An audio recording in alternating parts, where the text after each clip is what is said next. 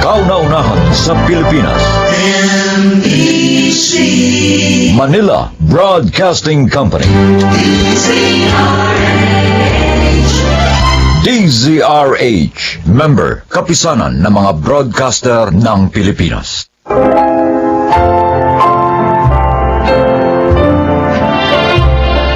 Mga kaibigan, maririnig ninyo ang kwento na kapupulutan nyo ng aral sa buhay. Narito ang kasaysayan ni Lenlen.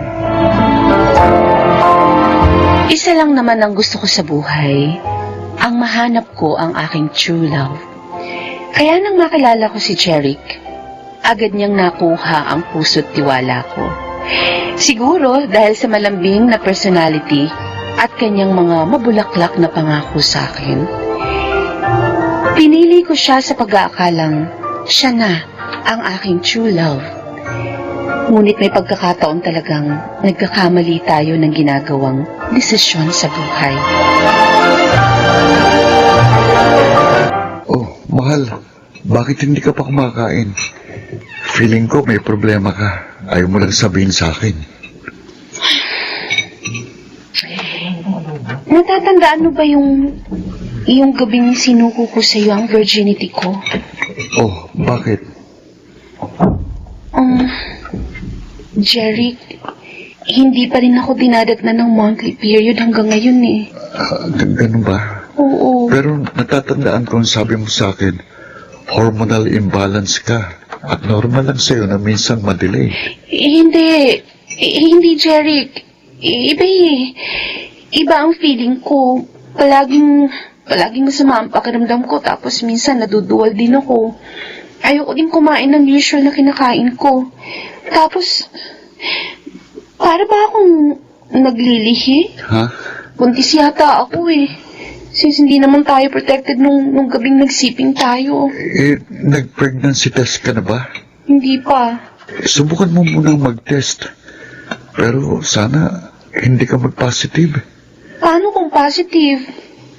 Anong gagawin natin? Ikaw, anong plano mo sa akin? Pananagutan mo ba ako?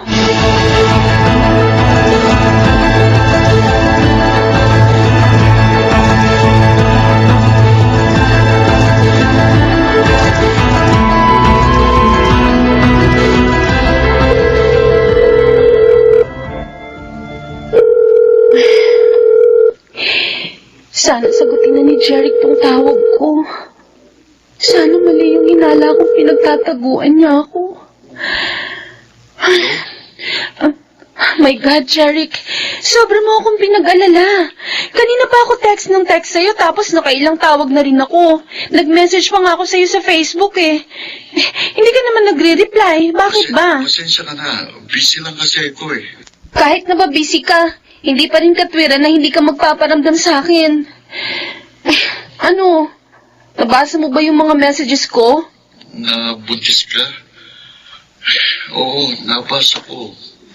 So ano na? Anong gagawin natin? Anong plano mo? Pananagutan mo ba ako? Hindi ko alam, Helen. Ang totoo niyan, hindi pa ako handa sa ganyang responsibility. Ano? I'm sorry. Oh, hello? Hello, Jeric? Hello? Pinabaan niya ako ng phone. Ito na yung kinatatakutan ko.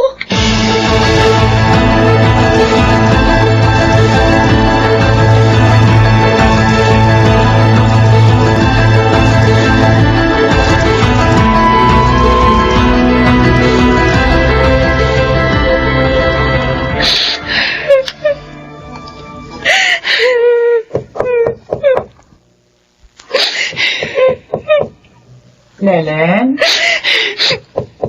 Anak? Pwede ba kitang makausap? Importante lang. Ma? Pasok po kayo. Hindi po nakalak yung pinto. Kaya ka pala nagkukulong dito sa kwarto mo dahil umiiyak ka. Bakit? Hindi ba siya nagpaparamdam sa'yo? Opo. Ilang beses ko na po siyang kinokontak sa cellphone at sa Facebook pero wala na po. Hindi na siya nagpaparamdam. Pinuntahan mo na ba siya sa tinutuluyan niya? Pumunta po ako nung isang araw sa boarding house niya. Pero sabi ng landlady niya, umalis na daw dun si Jeric. Hindi na rin po siya pumapasok sa school. Be, ano kaya nangyari sa batang yun? Teka, anak, baka naman ayaw na niya sa'yo. Baka gusto na niya makipag-break sa'yo. Lelan, anak, kung hindi na siya nagpaparamdam sa'yo, isa lang ang ibig sabihin nun, gusto niya ng space.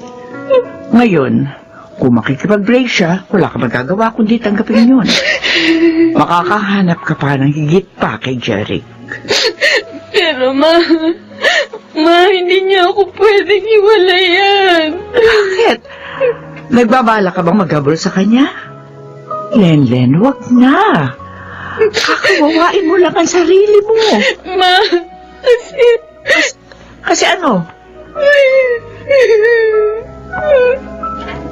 May problema po ako.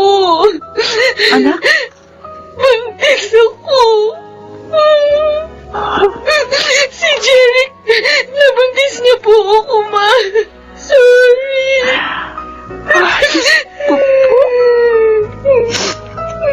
Ilang buwan ka na buntis? Parang magdadalawang buwan na po. Len naman, anak. Bakit ka naman nagpabuntis sa kanya? Hindi ko naman po alam na mangyayari to, sir. Yun na nga, bakit mo ibinigay sa kanya virginity mo nang hindi pa kayo kasal? O ano, alam na ba niya na buntis ka? Opo. At tinakasan ka niya, kaya hindi siya nagpaparamdam sa'yo. Len naman, bakit hindi mo ginamit yung utak mo?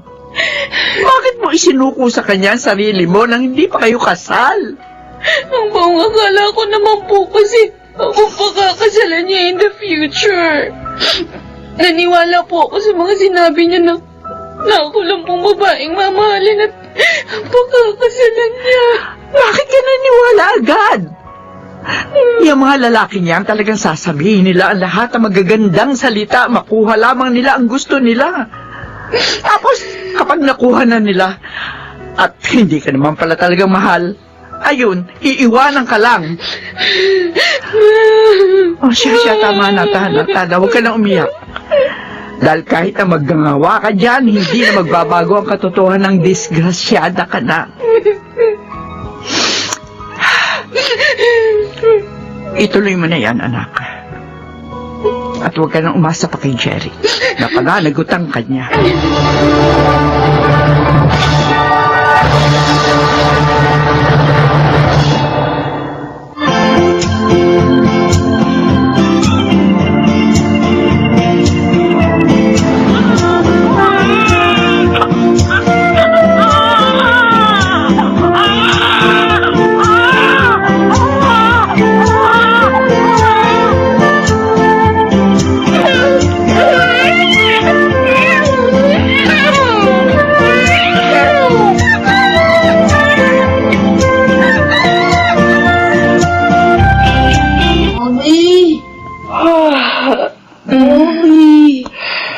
Di ka pa natutulog. May pasok ka pa bukas sa school, remember?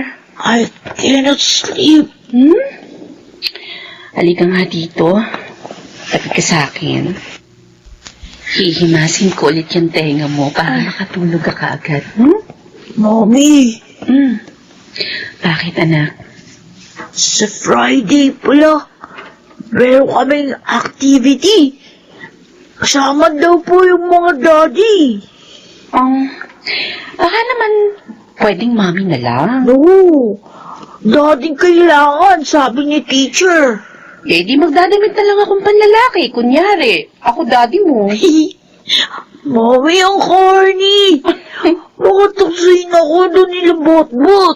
Eh, di sisitahin ko yung bot-bot na yan. Mami, diba? Meron pa po akong daddy. Oo naman. May daddy ka pa. Kaso, matagal na siyang wala. Hindi na po siya babalik. Hindi na, anak. Okay, kids. Nandito ng parents nyo, so kailangan behave, ha? Anyway, we will start our activity for today. Thank you, parents, for accompanying your child for today's activities. Anak, ituro mo nga sa akin mamaya kung sino yung botbot na madalas mang-asar sa'yo. Opo, Mami.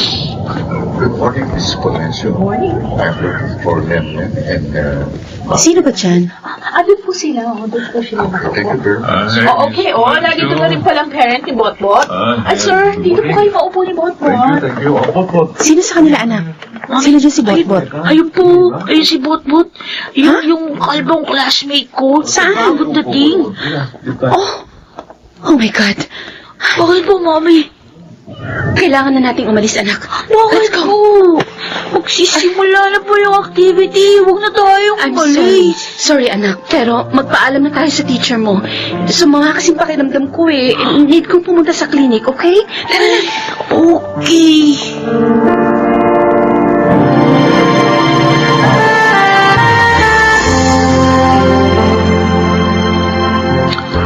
Mami, bakit po tayo nagmamadaling umalis ng school kanina?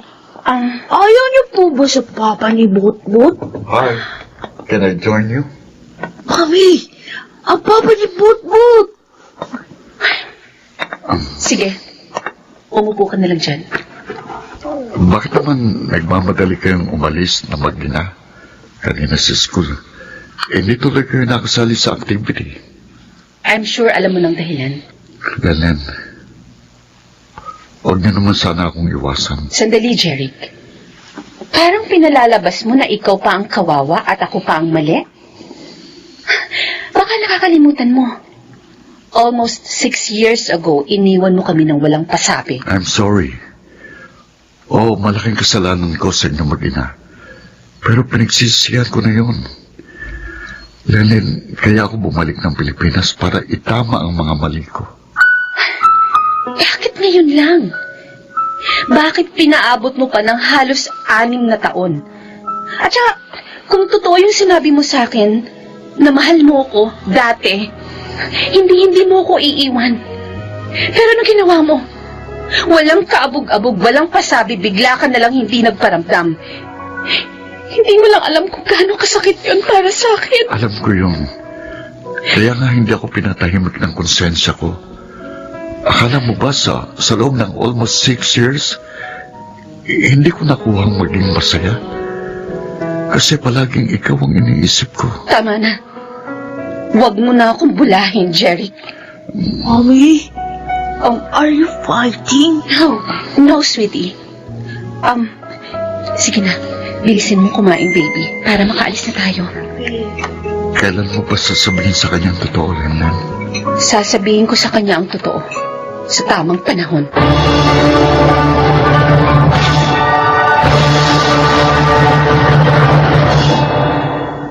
Jeric, hindi ba si Lenlen yun? Oo, siya nga yun. Ipiniliwanag mo na ba sa kanyang lahat?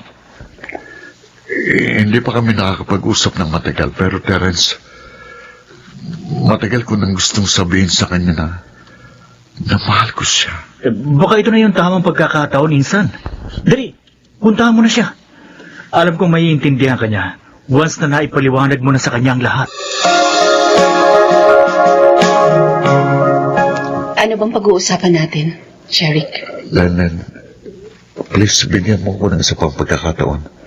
At ipinapangako ko sa inyong dalawa ni Mapis, babawi ako sa inyo. Hindi ko na kayo iiwan. Gusto kong malaman mula sa'yo. Ano bang dahilan mo para gawin yun sa akin? Sige, aaminin ko sa iyo. Oo, mahal kita. Pero nung malaman kong buntis ka, parang natakot ako. That time, na-realize ko na hindi pa ako handang maging tatay. Gusto kong tuparin yung mga pangarap ko. Kaya nag-desisyon ako. Naiwan ka ng walang pasabi. Pero binala ko rin na balikan kayo ng anak natin. Kaso hindi mo ginawa. dahil natakot ulit ako. Dahil siguradong pagkabuhay ang mangingibabaw sa'yo dahil sa ginawa ko. Kaso, hindi ko rin yun natiis. Bukod sa maraming taon akong hindi pinatahimik ng konsensya ko, palaging ikaw pa rin ang nasa puso't isipan ko. Kaya nga tulad ng sinabi ko, almost 6 years, hindi lang ikaw ang nahirapan, ako rin. Nahirapan din ako. Gusto kitang yakapin. Gusto kitang makasama. Pero inuunahan ako ng takot. Siguro, bigyan mo muna ako ng time para makapag-isip-isip. Lanan, Pero huwag ka mag-alala. Habang pinag-iisipan ko kung tatanggapin ulit kita sa buhay ko, malaya ka makakabisita sa anak natin. Hindi ko ipagkakait sa'yo ang karapatan mo kay Mavis. Mavis, anak? Come here, baby. Halika dito. Mami, bakit po? May aaminin kami ni Jeric sa'yo. Mavis, may tanong ako sa'yo. Oh? Gusto mo bang makita ang totoo mong tatay? Opo. Anak, si Jeric, siya ang totoong daddy mo. Mavis, anak, Daddy? Kayo? Ang daddy ko? oo, akong daddy mo. Daddy! Daddy! Payakap na sa anak mo. Daddy! Sorry kung iniwan ko kayo ng mama mo. I'm sorry talaga, anak. Huwag ka mag-alala, Mavis. Nangakong papa mo na hindi ka na niya iiwan. Magkakasama na kayong dalawa. Totoo yan. Daddy? Ano, anak? Masaya ka ba?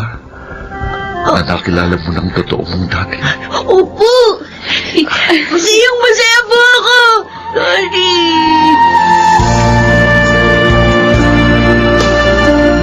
Mabilis ako natanggap ni Mavis. Salamat sa Diyos. At saka salamat din sa iyo, Lenlen. Kasi pinalaki mo ng maayos ang anak natin. Masaya ako para sa anak natin. Alam mo ba, matagal na niyang gusto magkaroon ng ama. Naaawa nga ako sa kanya noon kasi palagi kanyang tinatanong sa akin. Naiinggit daw siya sa mga kaklase niyang may mga tatay. Ngayon, hindi na siya maiinggit. Kasi nandito na ako. Jeric, naliwanagan na ako sa mga nararamdaman ko para sa'yo. Kaya may desisyon na ako. Kung ganun, anong desisyon mo? Bago ko sabihin ang desisyon ko, gusto kong malaman mula sa'yo. Pakakasalan mo ba ako? Oo. Pangako ko yan sa'yo, di ba? Tutuparin ko ang pangakong yun. Bukod sa kapag pinakasalan mo na ako, magagamit na ni Mavis ang apelyido mo. Kaya hindi na siya tutuksoin pa ng mga classmates niya. So, ikaw, anong desisyon mo? Yes. Oo, Jeric. Tinatanggap na ulit kita sa buhay ko.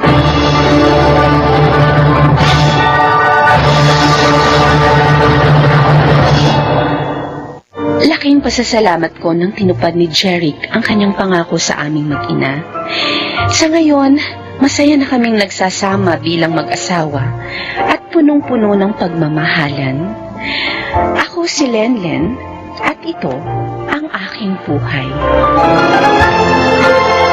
Ibinibigay ang second chance sa mga taong gustong itama ang kanilang mga pagkakamali at sa mga taong gustong patunayan na kaya nilang maging mas mabuti at mahusay pagkaraang makabangon sa matitinding pagsubok sa buhay.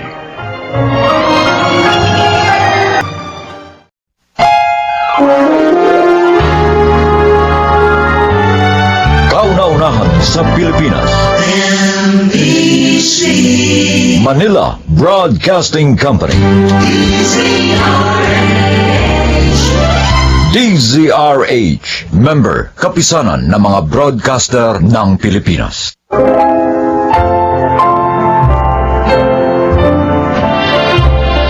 Mga kaibigan, sa araw na ito, inyong maririnig ang kwento ng isang dalaga na sinikil ang sariling damdamin para sa kapakanan ng iba. Siya ay si Connie. Sales representative ako ng isang sikat na brand. Talagang hindi na kayo nagpaawat ni Carlos sa pagmamadaling makasal, no? Paano nga? Mabubura na yung edad ko sa kalendaryo. At siya naman talagang burado na nga. Katwiran pa nga niya. Lampas-lampas na nga raw kami sa marrying age. Kaya kailangan na raw namin maghabol sa pag-aanak. Sa bagay, totoo naman talaga yung sinabi ni Carlo. Ang tanong, ikaw friend, hanggang ngayon ba wala pang makisig na bachelor na nag-aangkin ng puso mo? Ay, anong magagawa ko? Wala pang mga signs na merong right guy nga na nakadadana para sa akin. Alam mo, dapat mo kasing gawin, maging big believer ka. Mas isipin mo yung kapangyarihan ng destiny. Ano? Tulad ba ng lalaking yon? Nakausap ni Carlo? At kanina ko pa nakikita ang lagkit-lagkit ng mga sulyap sa akin, oh. Ay, subaran na ako sa mga tingin niya. Ay, naku, si Ricky yun! Actually, electrical engineer siya sa mola. Pinapupwesto nga ng mga product natin. At sa same subdivision, na tinitirhan namin din siya nakatira. Talaga? O ano malay mo? Baka nga siya yung good enough guy na para sa'yo.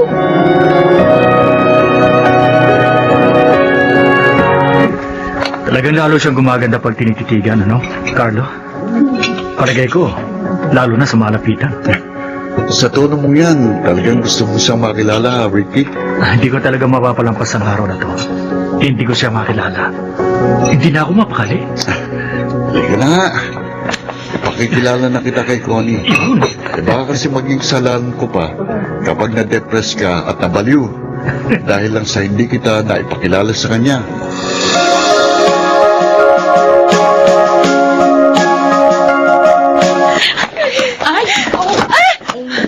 Sorry, pasensya na miss. Hindi kita nakitang paparating. Hindi kasi ako nakatingin sa daraanan ko. Sorry talaga. Okay. Sa'yo nga ako nag-aalala. Baka ako nasaktan ka, lalo na buntis ka pa. Okay lang ako. Sige, mauna na ako sa'yo. Sandali lang. Napansin ko kasi umiiyak ka eh. May maitutulong ba ako sa'yo?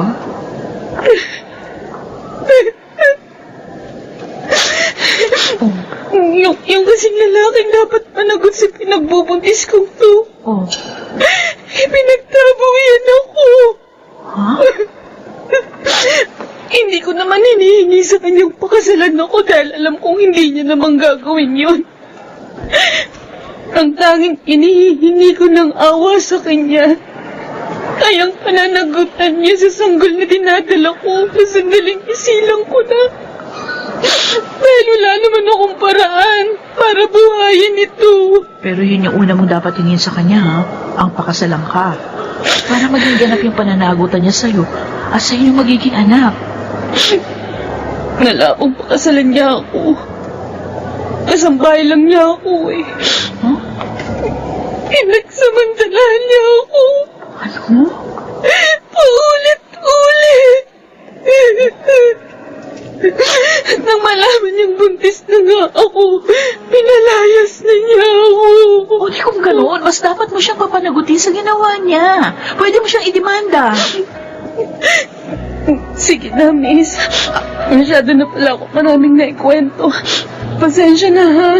Naabala kita. Sandali lang, miss! Miss!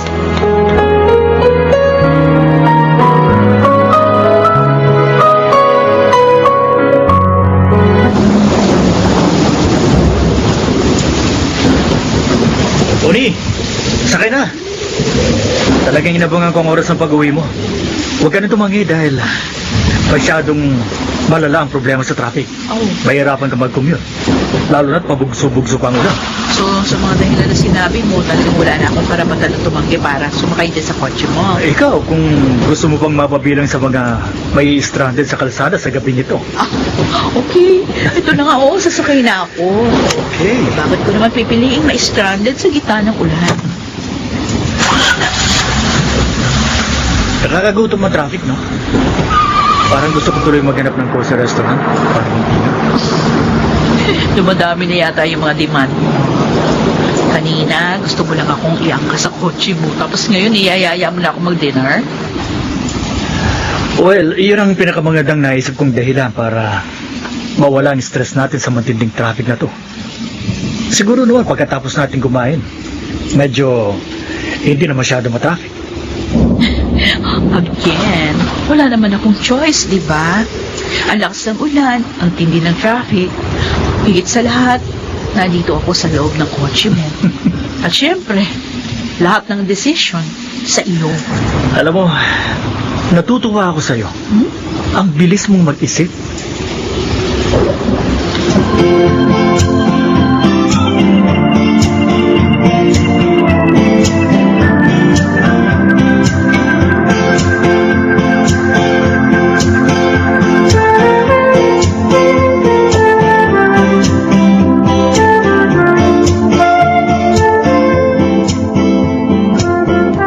Nakita ko kaninang uwian.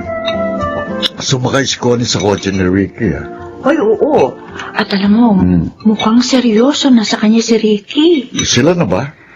Sabi ni Connie, pagkaraan na marami na nilang acquaintance dates. May chance. Lalo pa nga, palagi raw nagbibiro si Ricky na gusto na siyang pakasalan.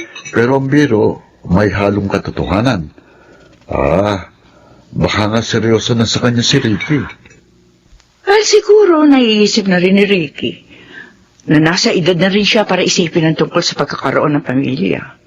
Nagkataon pa si Connie ang nakilala niya at nakita niyang wifey material naman talaga ang kaibigan natin.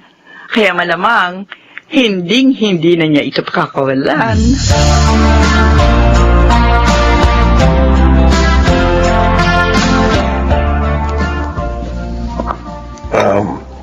Iha? Manong, ako po ba tinatawag niyo? Ang totoo, si Ricky talaga ang sinusundan ko. Gusto ko nga sana siyang kausapin kanina bago siya umalis nang ihatid ka. Kaya lang, naduwag ako. Kabisado ko kasing init ng ulo ni Ricky. Lalo na kung ang pag-uusapan, ang kalagayan ni Jessa. Jessa? Sino pong Jessa? Anak ko si Jessa. Ang kasambahay niya na nabuntis niya pagkaraan niyang pagsamantalahan ng paulit-ulit. Yung kwento nung nasa lubong kong babae na buntis, yung papalabas ng mall? Parehong-pareho po nung kwento ng anak niyo si Jessa. Oo. Palagi niyang inaabangan ang paglabas ni Ricky sa mall na yon. Electrical engineer si Ricky sa mall na yon. Ano pong pwede ko maitulong sa kalagayan ng anak niyo? Nag-aalala na ako sa mga ikinikilos ni Jessa. Bakit po? May mga oras na nawawala na siya sa kanya sarili. Kaya nagpakita na ako sa iyo. Baka sakaling ikaw ang makapagpalambot sa matigas na kalooban ni Ricky. Sa patuloy niyang pagtanggi sa sitwasyon ng aking anak. Nakikiusap ako sa iyo. Awang-awa na ako sa anak ko.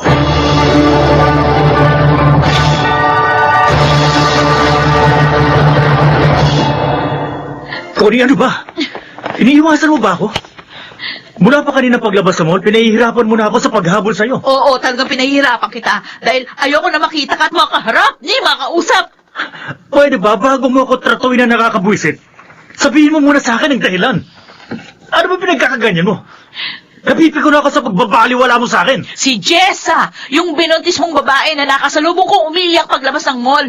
Si Mang Berting, yung tatay niya, na nagmamakaawa, nakikiusap sa akin para maantig ang kalooban mo sa kalagayan ng anak niya. So, alam mo na palang tungkol kay Jessa? Ayon kay Mang Berting, nagpapakita ng mga senyalis ng depresyon si Jessa. Nag-iiba na rin ang kanyang mga kilos. Madalas nagsasalita mag-isa. Connie, ano bang kinalaman ko sa nangyayari sa kanya? Siya ang may kontrol sa isip niya, sa katawan niya. Yan lang bang kaya mong sabihin? Pagkatapos mo pagsamantalahan ang kahinaan niya? Ricky, nasan ang puso mo? Dugo mo ang sanggol na dinadala niya. Connie, Sa magiging anak mo man lang. Makadama ka naman ng awa. Pero sana nga, kung makukonsensya ka, maawa ka na rin kay Jessa. Dahil ginagawa mong miserable ang kanyang buhay.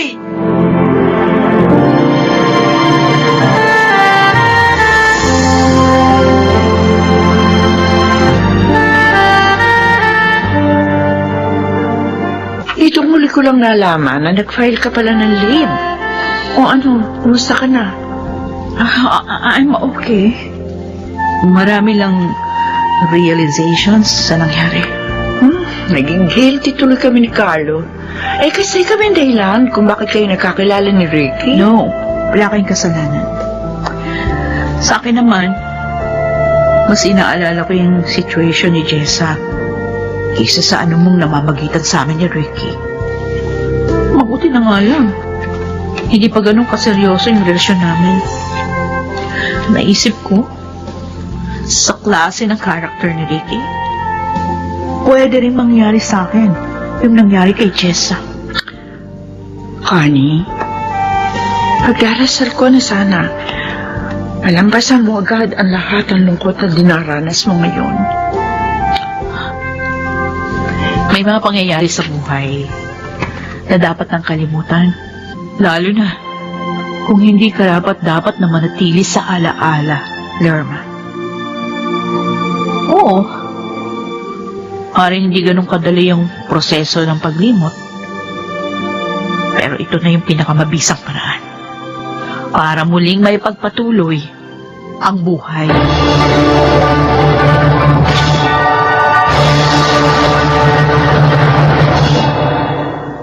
Hindi na nagpakita sa akin si Ricky pagkatapos ng naging argumento namin sa problemang kinasasangkutan niya kay Jessa.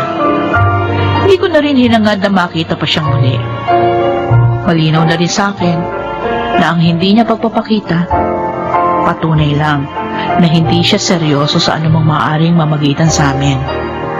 Marami siyang kahinaan na hindi niya kayang paglabanan. Ang pinakamahirap pang unawain, marami siyang pagkakamaling hindi itinuwid. Pero, ang pinakamagandang nangyari sa akin sa hindi na namin pagkakaroon ng ugnayan ni Ricky, muli kong nadama ang kalayaan at katuturan ng buhay. Ako si Connie. Ito ang aking buhay. Sinasadya man natin o hindi, ang intensyong limutin natin ang hindi magagandang kaganapan sa ating mga alaala, ang muling magbubukas ng mga bagong oportunidad ng pag-asa. Trigger. Ito ang aking buhay.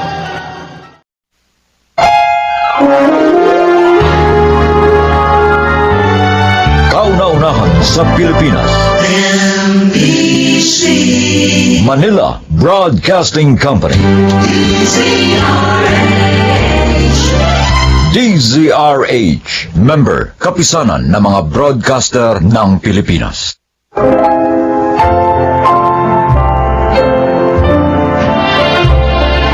Magandang araw po sa inyo mga giliw naming tigapakinig. Narito ang kasaysayan ng isang dalagang na puno ng galit ang puso. Siya ay si Heidi. Matagal akong napalayo kay inay. 8 taon pa lamang ako noon nang iwan niya ako sa kanyang kaibigan na si Tita Delia. Yun ay dahil pumanaw si Itay. Sa simula, maganda ang trato sa akin ni Tita. Pero nang lumaon, nagbago siya. Huwag naman po, Tita Delia. Ayoko na ganong trabaho. Ganon, higaga ka pala eh. Higaga. Aray ko, Tita. Hindi lang sampalang matitikman mo sa akin pag hindi mo ako sinunod. Natatakot po ako magtrabaho sa warehouse. Baka po mabastos ako doon. Tanga! Yung hawak at halik, nakukuha sa paligo yun. At doon, maaari ka makapag-asawa ng mayaman. At mababawi ko ang mga ginastos ko sa pagpapalamon sa'yo. Alalahanin mo, ha? Dito ka tumira sa bahay ko ng mahabang panahon. Matagal na rin hindi nagpapadala ng perang panggastos mo ang nanay mo. Pinabayaan ka na niya. Kaya dapat lang na ngayong malaki ka na. Mabawi ko naman ang kwarta ko. Ipasok niyo na lang po akong katulong. Huwag lang po doon. Baka niyo nalawa. Tigas ka talaga. Ayaw mo? Ha? Ayaw mo? Ha? Maldita ka? Ano? Ano, ha? Susundin mo ako? O sasabunutan kita hanggang makalbo ka?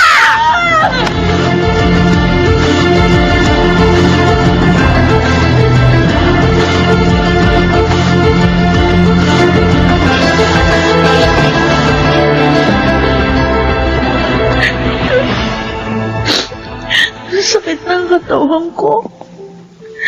Dahil sa...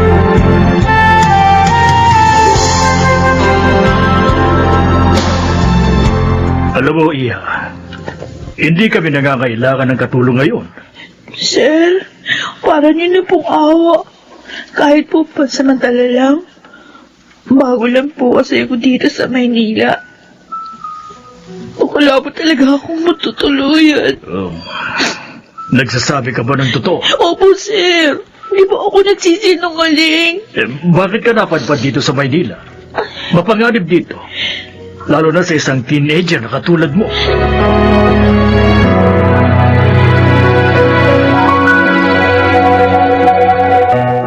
Dalawang buwan na sa iyo, Kuya Romulo. Oo, Renato.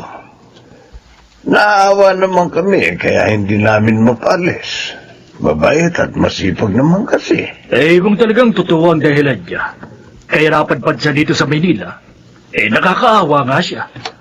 Palagay ko naman totoo yun. Mula naman ang tanggapin ko siya. Wala kaming nawawalang gamit o kahit na ano sa amin. Kuya, ano kaya sa tingin mo kung kunin na lang namin siya? Di ba may dalawa ka ng katulong? Si Mildred na lang. Dahil nag-asawa na si Nova. Sabihin mo na sa kanya, Kuya. Para bukas, kukunin ko na siya. Para naman hindi na mahirapan si Mildred sa mga trabaho dito.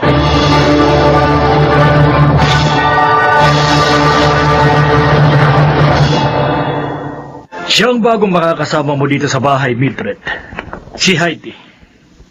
Heidi, ang katulong namin, si Mildred. Kumusta ka, Heidi? Ang babaeng ito. Heidi, kinukumusta ka ni Mildred? Mabuti naman po. Ay, Sir Renato, baka po kasi nahihiya siya. Pero hindi po bale. Ako na po ang bahala sa kanya.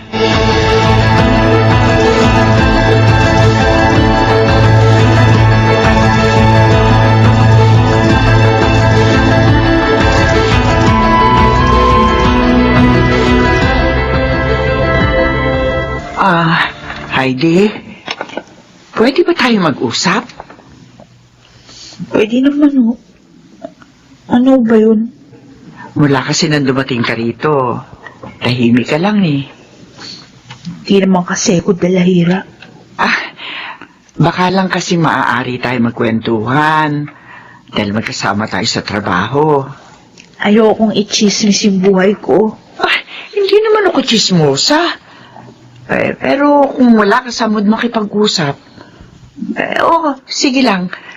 Itatanong ko lang sana kung ano-ano kayang gawaing bahay ang alam mo. Lahat po alam ko. Kahit naman kasi pinabayaan ako ng nanay ko, natuto pa rin ako sa pamamagitan ng ibang tao. Ah? Ay, di mainam. Hindi na pala kita tuturuan. Kaya ko nga rin ang trabaho kahit na ako lang mag-isa dito.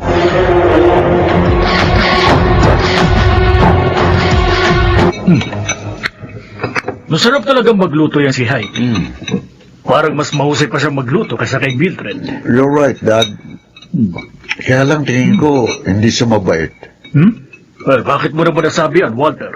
Ilang beses ko na kasing nahuli na sinusungitan niya si Mildred. Ano? Pero wala namang babagit sa akin si Mildred na ganung mga pangyayari. Para namang hindi niyo kilala si Mildred. Mabait siya, mahaba ang pasensya. Sige. Oobserbahan ko yan si Heidi. Hindi tama na inaabuso niya si Mildred.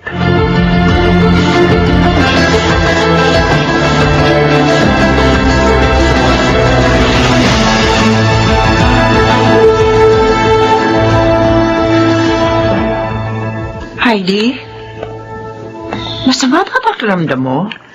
Kasi namumutla ka eh. Oo nga, akong pakialaman. Huwag ka sana magalit, ha?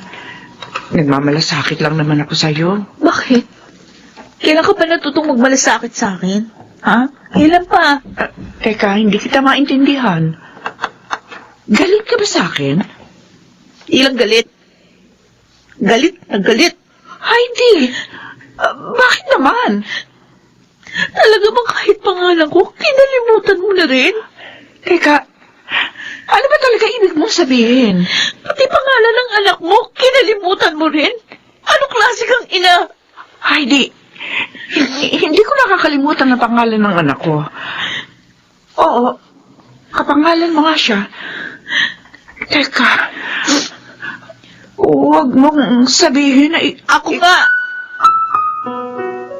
Akong batang pinabayaan mo. Sa masama mong kaibigan na si Tita Delia. Anak! Heidi! Ay, nakumakan. Ganito ko sa'yo. Sarili mo lang iniisip mo. Hindi totoo yan. Hindi totoo yan. Pinabayaan mo akong palamunin at alilayan ng masama mong kaibigan. Dahil doon. Kaya pinagmalapitan niya ako. Kaya kahit high school, hindi ko natapos. Gusto pa niya ako ipasok sa biras. Oh, Diyos ko. Hindi ko alam na ginawa niya yun sa'yo, anak. Halos lahat ang kita ko, pinadadala ko sa kanya para mapag-aral ka lang. Sinungaling ka! Nagsasabi ako ng totoo, anak. Alam yun ng Diyos. Hindi kita kailanman pinabayaan.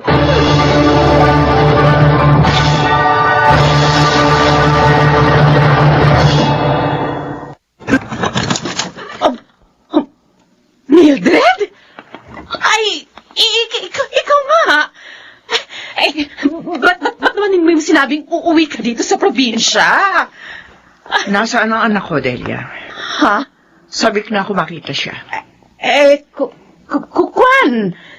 Nagtanan siya. Oo, nagtanan nga. Matigas kasing ulo ng anak mo. Ayaw makinig. Sumama ba naman sa lalaking may asawa? Ayun, di ko na tuloy alam kung nasa na siya ngayon. Sinungaling ko! Ba't mo ako sinampal? Totoong sinabi ko, malandi ang anak mo. Tumigil ka! Aray ko!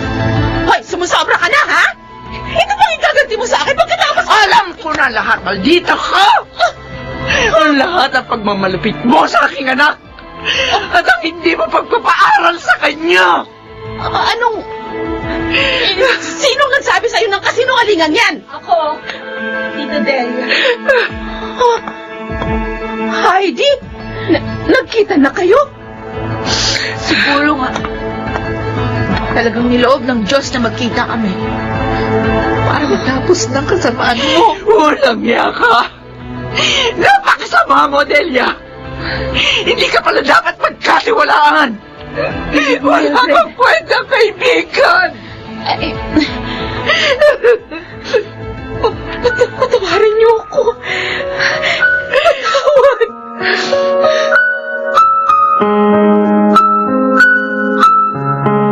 Ngayon naman siguro, naniniwala ka rin sa akin, anak. Opo, Nay.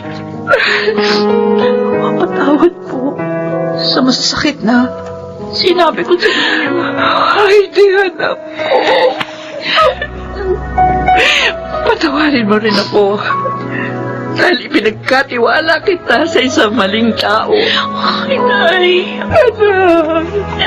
Ang tagal kong pinanabikan na muli kayong mayakap at makasama. Ako man, anak. Ako man. Mula ngayon, hindi na tayo maghihiwalay. Anak. Hindi na.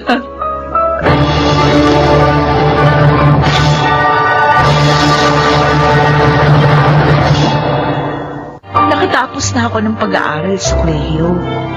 At yun ay dahil sa tulong ni na Sir Renato. At maligaya na kami ni Inay ngayon. Ako po si Heidi. At ito ang aking buhay. Totoong mahirap ang maging ina. Hindi biro ang mga responsibilidad. Kaya marapat lamang na maging maingat upang ang anak ay hindi mapahamak.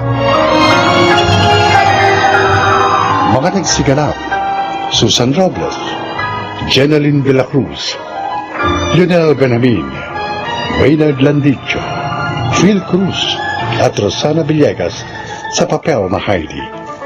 Naglapat ng angkop na tunog Jerry Mutiang. Sa musika, Buboy Salonga. Supervisyong teknikal, Eric Lucero at Bong Buyar. Creative Consultant, Phil Cruz. Production Assistant, Anching Cruz. Ito'y mula sa panulat ni Telma Corporal Alcantara. Sa direksyon, June Martin Ligaspi at Maynard Landicho Jr. Ito ang aking buhay.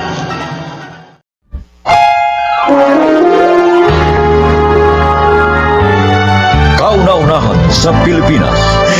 NBC. Manila Broadcasting Company. DZRH. Member, kapisanan ng mga broadcaster ng Pilipinas.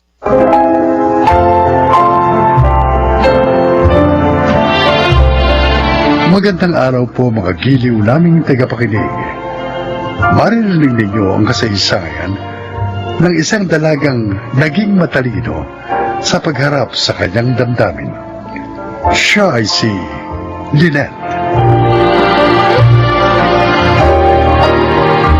Wala na kaming ama ni Ate Nelly. May asawa na siya at doon na sa Maynila naninirahan. Kaya kami na lang ni Inay ang naiwan sa probinsya. Pero umanaw din si Inay pagka-graduate ko ng college. Mula noon, kina-ate na ako pumisan.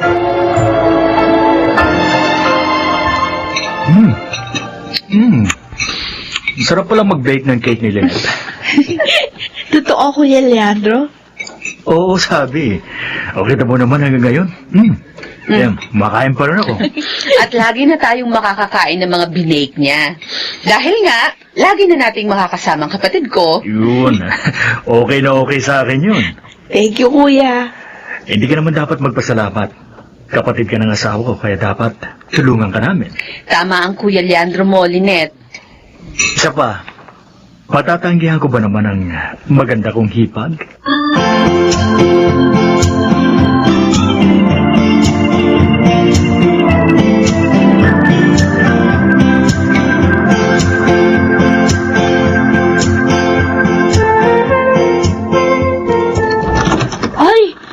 Kuya, dumating ka na pala. Uy, ano, kumusta ang maganda kong hipag? Okay lang. Tinutulungan ko si ate sa mga gawaing bahay dito. Ganun ba? Kasi sa makalawa pa naman yung umpisa ko sa office na papasukin ko. At dahil dyan, may pasalubong ako sa'yo. Huh? Eto. Wow! Chocolates! Uy, kuya, mamahaling yun, no? Okay lang yun.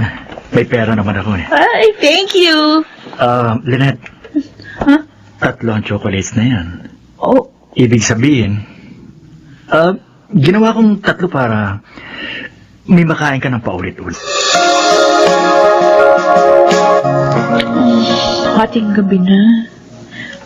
Pero, di pa rin ako dalawin ng antok. Kahit na ayokong isipin, pilit na pumapasok sa isip ko si Kuya Leandro. Ay, bakit mo ganito? Parang sobra akong attracted sa kagwapuan niya. At lalo ako nahuhulog sa kanya. Dahil ang sweet-sweet niya sa akin. Pero, mali ito. Dahil asawa siya ni Ate Aleli.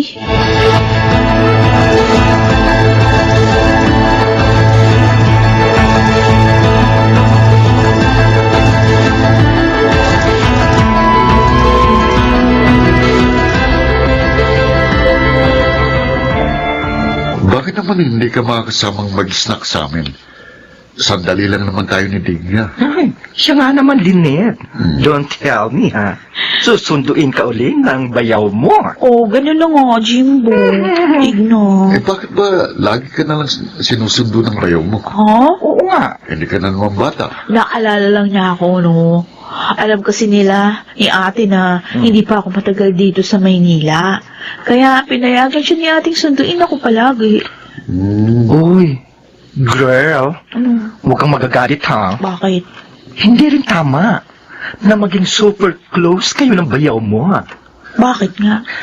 Baka isa sa inyo ang ma-fall or baka parehas kayong ma-fall in love sa isa't isa. Tama si Digna, Lynette. Tao lang kayo. Maaaring matukso. At ikaw, babae ka. Kaya dapat mas maingat. Di ba, Digna? Correct! Kaya, girl, dumistansya ka rin. Ang mas mabuti kung kay Jimbo ka na lang mapapalapit. Kasi binata ito eh. Pero yung Kuya Leandro mo, mahirap yun. Kasi asawa siya ng ate mo.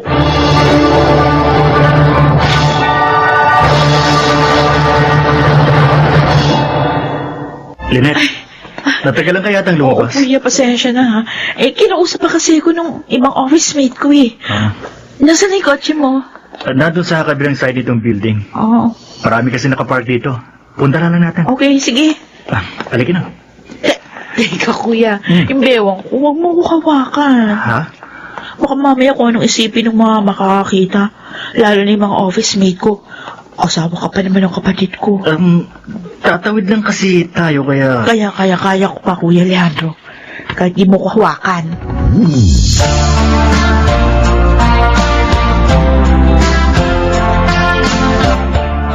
Iyon ang problema ko din.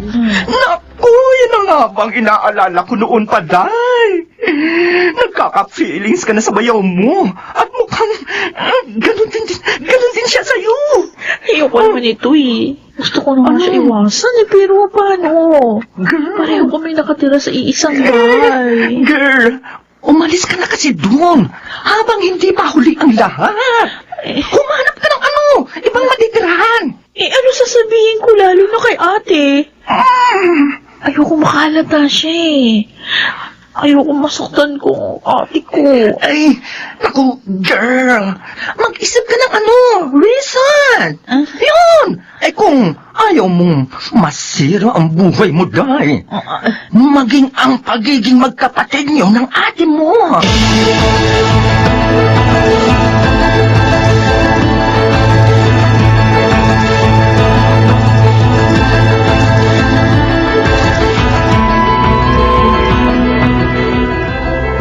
Ay, oo, sige, Lynette. Ay, naku! Yun lang pala eh. Maraming salamat po, Tita Laura. Mabuti nga yun nang may makasama ako dito. Ano, hindi ako gaano malungkot. Nalulungkot po pala kayo dito, Tita. Oo naman. Kasi nga yung dalawang pinsan mo parang nasa ibang bansa na. Kaya talagang matutuwa ako kung makakasama kita dito.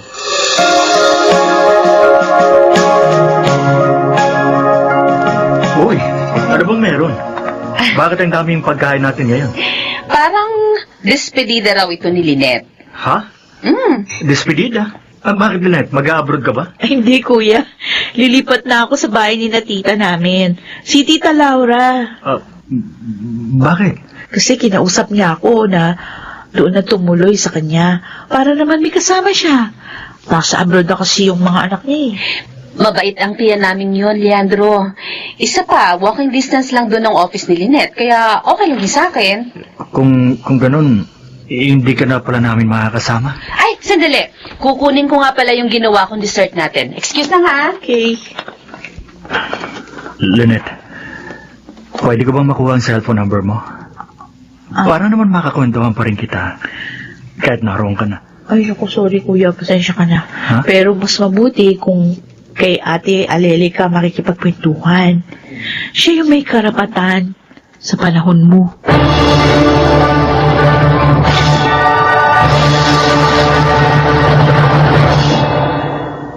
Aleli, bakit ganyan ang itsura ng mukha mo? Parang pasan mo ang daigdig ah. Dumating na ako. Narito na ako. Bakit mo nagawa sa akin to, Leandro? Naging tapat naman ako sa'yo. Pinagsilbihan kita. Teka, ano na naman bang drama yan, Aleli? Hindi ka na makakapagkaila sa akin. Nakita ko kayo kanina ng babae mo. Pumasok kayo sa motel. Ha? Nung unang ng babae ka, pinatawad kita. Ngayon inulit mo na naman. Ang sumamot sa ka. Aleli, I'm sorry. Pagod na ako sa pag-unawa sa'yo. Pagod na ako.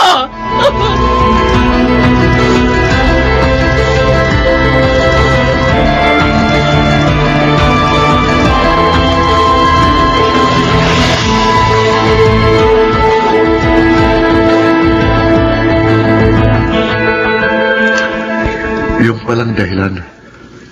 Kaya kahit narito tayo sa park, matamlay ka. Nagkahiwalay palang ate mo at ang bayaw mo. Oo, Jimbo.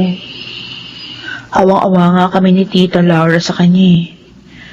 Kaya nga yung ginawa ni Tita, pinatira na rin si ate at yung pamangkin ko dun sa bahay niya. Eh, paano yung bahay nila ng bayaw mo? Paupahan ni ate para daw meron silang panggastos na mag-ina. Mabuti na lang pala. Sinunod mong payo ni Digna. Nakaipos ka sa babayaro mong bayaw. Oo nga.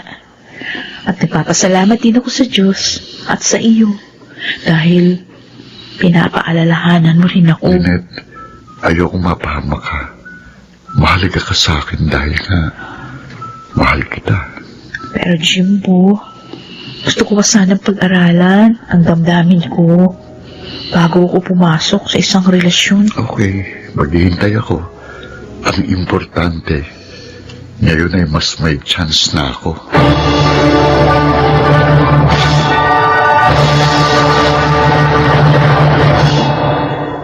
Nagbunga rin ang paghihintay ni Jimbo. Dahil ngayon, kasal na kami. Ako po si Lynette at ito ang aking buhay. Mapagtatagumpayan ang tukso kung ang tao ay magiging matatag at matalino. Mga nagsiganap: Jeneline de la Cruz, Susan Robles, Maynard Landicho, Phil Cruz, Jonel Benamin at Rosana Villegas sa papel na Lynette. Naglapat ng angkop na tunog Jerry Mutia, sa musika Buboy Salonga, supervisyong technical Eric Lucero at Bong Muyar, creative consultant Phil Cruz, production assistant Anching Cruz. Ito'y mula sa panulat ni Telma Corporal Alcantara, sa direksyon June Martin Ligaspi at Maynard Landicho Jr. Ito ang aking buhay.